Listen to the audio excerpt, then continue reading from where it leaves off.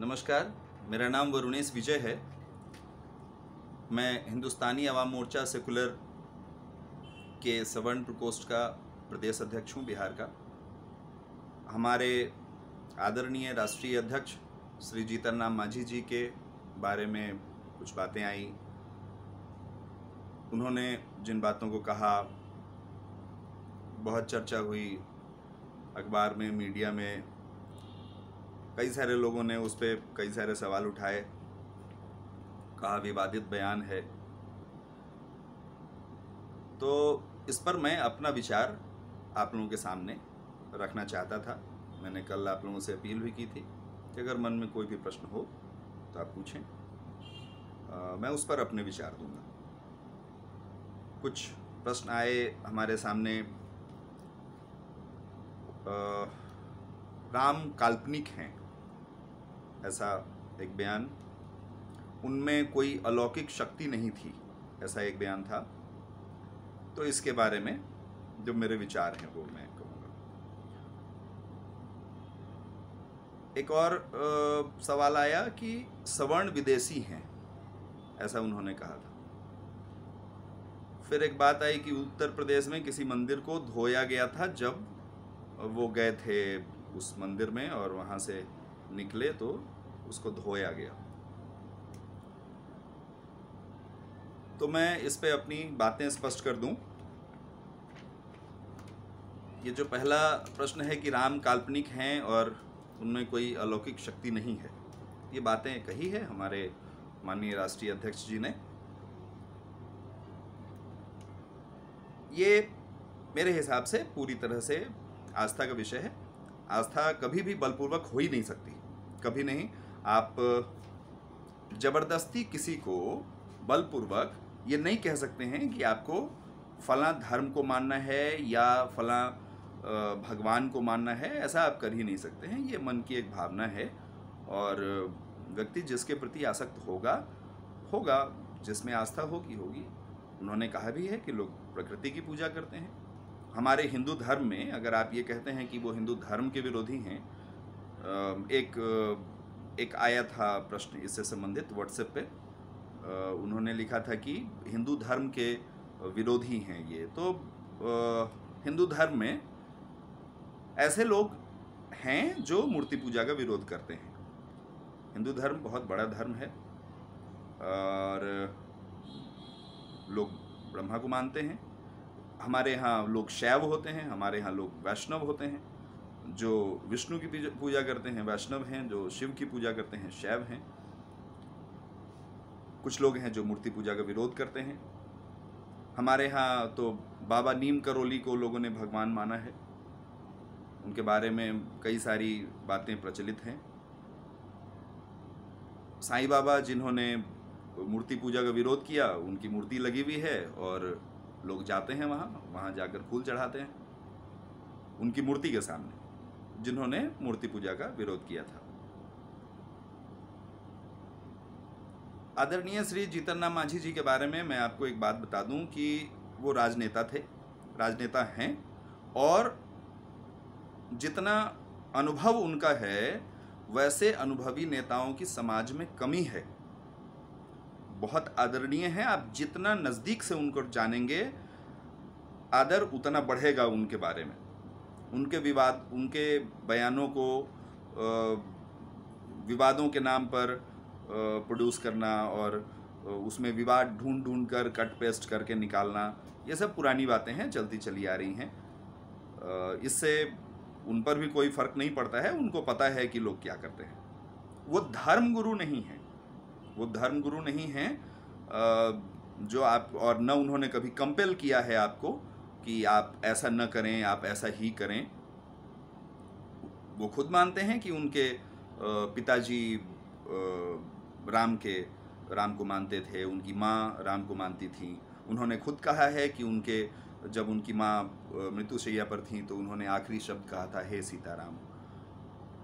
उनके पिताजी ने उनका नाम जीतन राम मांझी रखा इसलिए कि जितिया के दिन उनका जन्म हुआ था और राम में पिताजी की आस्था थी, उन्होंने उनका नाम जीतन राम मांझी रखा। तो एक व्यक्ति अगर उनका उनकी आस्था किसी में नहीं है तो आप इसको बलपूर्वक नहीं कर सकते हैं। और मेरे हिसाब से तो जैसी बातें उन्होंने कही हैं उस पर मतलब ऐसी मांग लोग करते नहीं हैं। उन्होंने बार बार कहा है, हर बार कहा है कि रामायण विद्यालय के पाठ्यक्रम में होना चाहिए। वो बार बार कहते हैं कि बच्चों को पढ़ना चाहिए रामायण। उन्होंने कहा है कि राम महानायक थे। अब चीज़ों को सिर्फ ऐसे ही देखना जैसा आप चाहते हैं यह संभव नहीं है। भारत धर्मनिरपेक्ष देश है और वो तो हिंदू धर्म में है, हिंदू धर्म से बाहर नहीं है। लेकिन इसके अलावा भी जितने धर्म के लोग हैं सबका सम्मान वो भी करते हैं, हम भी करते हैं, आपको भी करना चाहिए। भारत एक धर्मनिरपेक्ष देश है और कुछ किसी एक राजनीतिक दल को के नाम पर किसी धर्म का पेटेंट तो है नहीं। हर दल में, और आप किसी को धर्मवादी कह भी नहीं सकते हैं। हर दल में आप भाजपा में लीजिए, वहाँ मुख्तार अब्बास नकवी हैं, वहाँ शाहनवाज हुसैन हैं। आप कांग्रेस में सभी धर्मों के लोग हैं। हर दल में, राजद में हमारी क्षेत्रीय पार्टी है, जदयू में सभी धर्मों के लोग हैं। आप और ये सेकुलर नाम जोड़ना, कौन सी पार्टी है जो सेकुलर नहीं है? सभी धर्मों के लोग सभी में हैं। भाजपा में कई सारे मुसलमान नेता हैं। तो आप धर्म के आधार पर किसी का सम्मान कम ज़्यादा नहीं कर सकते हैं और न ही किसी पार्टी के पास पेटेंट है किसी धर्म का। एक सवाल मुझे लगता है कि ये बातें काफ़ी थी, आप उनकी भावना समझ सकते हैं। एक सवाल आया कि इन्होंने कहा कि सवर्ण विदेशी हैं और उत्तर प्रदेश में किसी मंदिर में जब ये गए तो मंदिर को धोया गया था। तो एक बात मैं स्पष्ट कर दूं कि मैं स्वयं आदरणीय राष्ट्रीय अध्यक्ष श्री जीतन राम मांझी जी के पैर छूकर उनको प्रणाम करता हूं। और ये मैंने पार्टी की सदस्यता या पार्टी के पदभार के बाद से नहीं शुरू किया है। वर्ष 2005 से मुझे उनका आशीर्वाद मिलता रहा है। वो आदरणीय हैं और इसीलिए मैं उनके पैर छूकर प्रणाम करता हूं। और आदर का, सम्मान का किसी जाति से कोई लेना देना नहीं है। कोई जाति छोटी, कोई जाति बड़ी नहीं होती है। मैं इसे बिल्कुल नहीं मानता हूं कि आप फला जाति के हैं तो आप बड़े हैं, आपके कर्म कैसे हैं। ये सारी जातियां जो है हमारे धर्म में, हिंदू धर्म में सारी जातियां जो है वो कर्म आधारित होती हैं और कर्म आधारित ही रही हैं। इनका हमारा इतिहास है। ब्रह्मा ने सृजन किया तो पिता तो एक ही हैं, सबके पिता एक हैं, और फिर कर्म आधारित जातियाँ बटी। अंग्रेज़ों ने इस जातिवाद को ऐसा प्रमोट किया कि हम लोग आपस में बहुत ज़्यादा बट गए, वरना चीज़ें ऐसी नहीं थी, इतनी बुरी नहीं थी। और मैं तो बिल्कुल मैं स्वयं जातिवाद में विश्वास करता हूँ। हाँ, जाति के नाम पर आप किसी पे अत्याचार करें ये गलत है, छुआछूत हो ये गलत है। लेकिन जाति का तो मैं समर्थक हूँ। आप अगर अपने परिवार के लिए नहीं करते हैं, आप अगर अपने समाज के लिए नहीं करते हैं, आप अगर अपनी जाति के लिए नहीं करते हैं, आप देश के लिए क्या करेंगे? तो करना चाहिए। आपके पिताजी, आपकी माँ, आपके दादाजी, आपकी दादी, आपके पति, आपके फूआ, आपके फूफा जी, आपके चाचा जी, आपके मामा जी, आपकी मामी आपके जाति के हैं। तो आपके घर में शादी होती है तो जितने लोग आते हैं वो आपकी जाति के होते हैं अधिकतर। चूंकि आपका ये परिवार है, इसके अलावा बाकी मित्र भी आते हैं और वो मित्र तो जाति आधारित होते नहीं हैं। तो इन सब बातों का छुआछूत से कोई मतलब नहीं होना चाहिए और जाति के आधार पर कभी किसी पे कोई अत्याचार नहीं होना चाहिए, कभी नहीं, किसी पे नहीं। मैं स्वयं इस बात को फॉलो करता हूँ। हमारे आदरणीय राष्ट्रीय अध्यक्ष श्री जीतन राम मांझी जी सवर्णों के प्रति कैसा भाव है उनमें, आप कभी मिलें, उनके साथ रहें, आपके समझ में आएगा।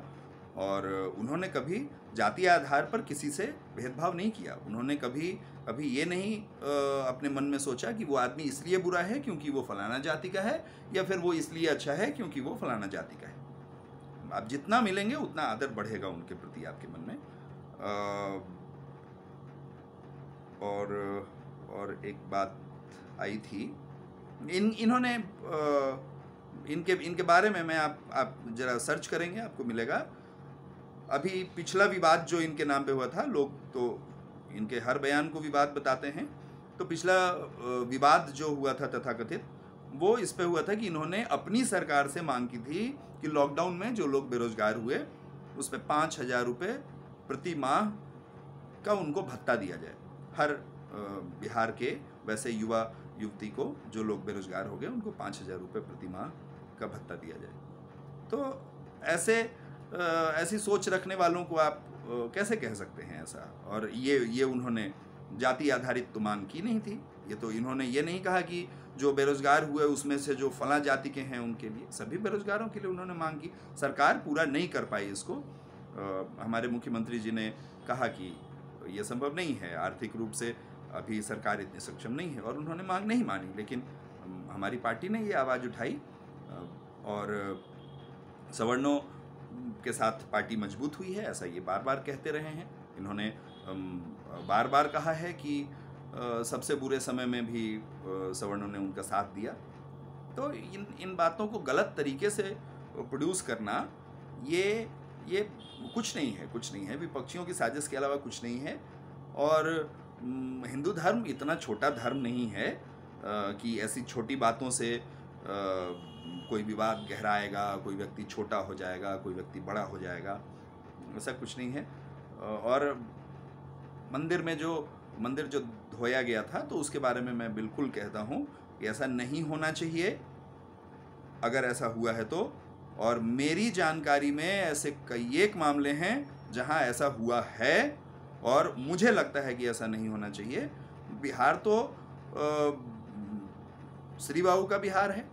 बिहार के प्रथम प्रधानमंत्री और बिहार के प्रथम मुख्यमंत्री डॉक्टर श्री कृष्ण सिंह पहले व्यक्ति थे जिन्होंने देवघर मंदिर में हरिजनों का प्रवेश करवाया था हाथ पकड़वा कर, और कहा कि पहले ये चलेंगे, नहीं कैसे चलेंगे, भगवान तो सबके हैं।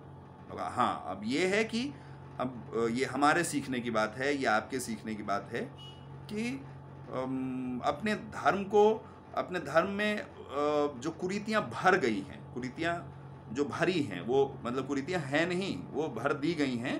तो ये जो कुरीतियाँ भरी हैं उसके बारे में लोगों को सोचना चाहिए।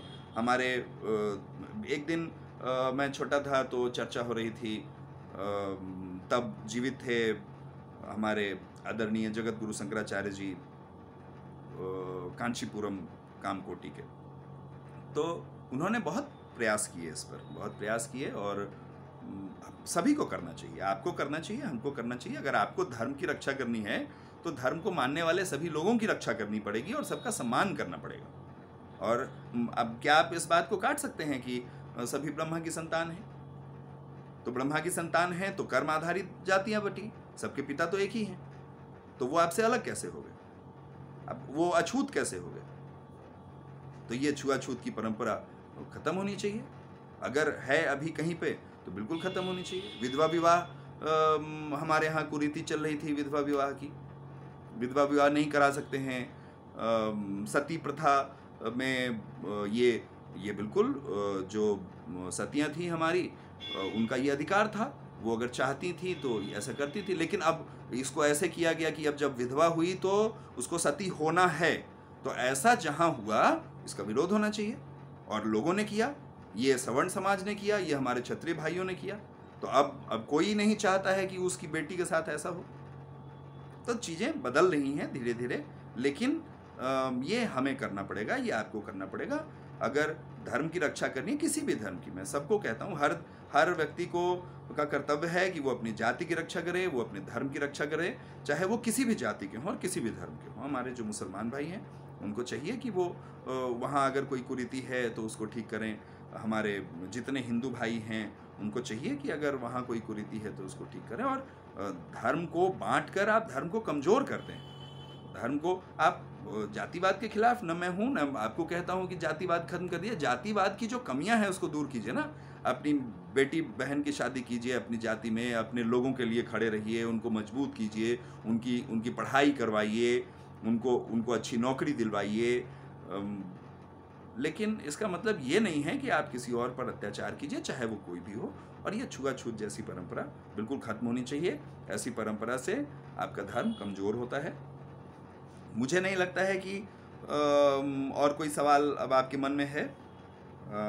ये 4 बातें थी जो मैंने रखी हैं, जो मेरे पास पहुंची थी। घुमा फिरा के वो जो भी 26-27 सवाल थे, उन 27 सवालों का सार यही था। तो बहुत स्पष्ट बता दूं कि आस्था बलपूर्वक नहीं हो सकती है, और अपने धर्म को सबल करने के लिए, अपने धर्म को मजबूत बनाए रखने के लिए आप सबको खड़ा होना पड़ेगा, और सबको, अपने लोगों को मिलाकर चलना होगा, और सबको ये एहसास दिलाना होगा कि धर्म में जितना आदर आपका है उतना ही आदर दूसरों का है। और अगर आप ये मानते हैं कि आप ब्रह्मा की संतान हैं और सभी ब्रह्मा की संतान हैं, तो आप किसी से छुआछूत नहीं कर सकते हैं। और आदरणीय श्री जीतन राम मांझी जी, जो हमारे पार्टी के राष्ट्रीय अध्यक्ष हैं, मैं तो बाकी सभी लोगों से, जो हमारे विरोधी हैं, जो हमारे विपक्षी हैं, जो उनके विरोधी या विपक्षी हैं, उन सभी लोगों से मैं अपील करूंगा कि आप मिलें, उनके साथ अपना समय बिताएं। आप उनका आदर करने लगेंगे, आप उनका सम्मान करने लगेंगे, और तब आपको पता चलेगा कि बिहार के बारे में, या बिहार के विकास के बारे में, या फिर धर्म के बारे में क्या उनकी सोच है। बहुत बहुत धन्यवाद।